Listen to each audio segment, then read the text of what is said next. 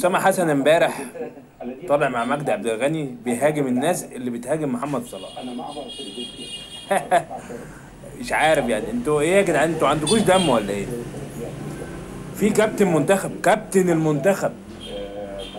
كابتن المنتخب مع اول اصابه بدل ما يقعد يدعم زمايله قال لك انا هروح اتعالج في انجلترا، ولو صعدته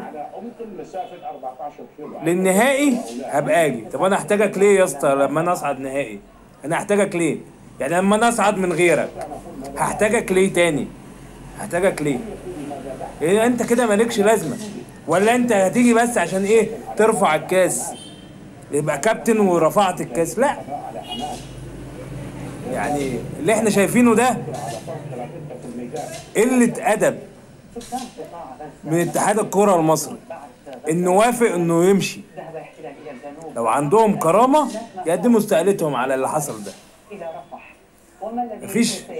مفيش لعيب بيتصاب، ده حتى اللعيب اللي اتصاب من منتخب تونس خلاص هو كده كده الاصابه بتاعته اصابه كبيره، مش هيلحق يخف قبل البطوله يعني، والبطوله شغاله خلاص مشي.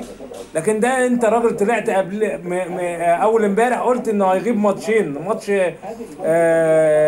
الراس الاخضر، ولو صعدنا هيبقى ماتش دور ال 16. منين بقى انت اتفقت انه يمشي؟ ومنين ده محمد صلاح ممشي الكلام عليكم زي السيف، كسر عينيكم باللي بيديهولكم. ما ملهاش حل تاني، هي ملهاش حل تاني. اكيد كسر عينيكم.